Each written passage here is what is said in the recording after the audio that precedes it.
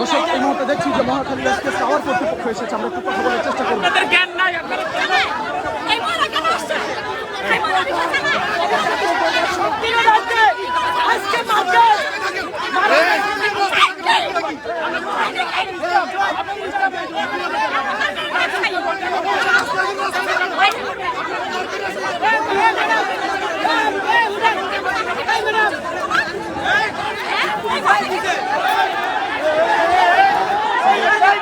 দর্শক এই মুহূর্তে দেখছি আপু আপনি সাইড হয়ে যান।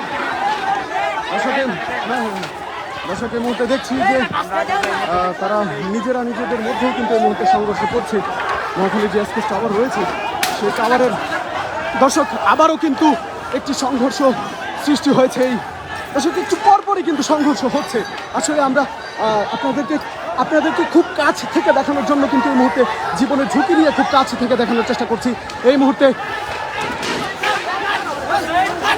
একজন ব্যবসায়ীকে কিন্তু আটকেছে। ওনাকে ছাড়া দেন।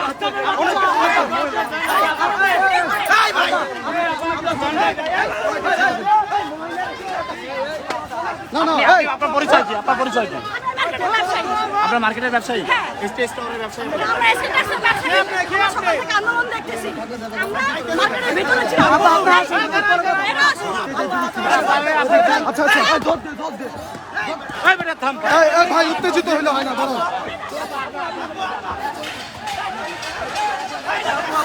আপু আপনি চলুন, শুধু দরকার নেই, দরকার নেই।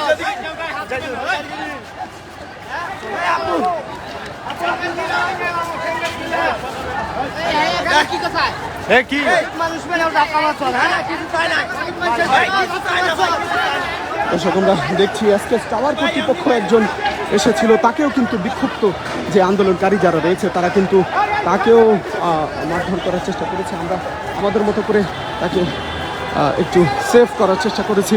দর্শক সরাসরি যুক্ত রয়েছি রাজধানীর মহাখালী থেকে। এই মুহূর্তে দেখানোর চেষ্টা করছি যে বিক্ষুব্ধ আন্দোলনকারীরা কিন্তু একটু পরপরই কিন্তু তারা তাদের জানান দিচ্ছে। আমরা দেখছি যে একটি রণক্ষেত্র পরিবেশ এই মুহূর্তে বিরাজমান রয়েছে এই রাজধানীর মহাখালীতে।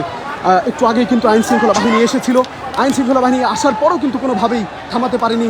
আমরা সকাল থেকে দেখেছি শান্তিপূর্ণ আন্দোলন করছিল রিক্সা চালকরা, তারপরে কিন্তু আইনশৃঙ্খলা বাহিনী এসে তাদেরকে বিচ্ছিন্ন করার চেষ্টা করে। তারপরে কিন্তু পরিবেশ একটু অন্যরকম মোড় নেয়। আমরা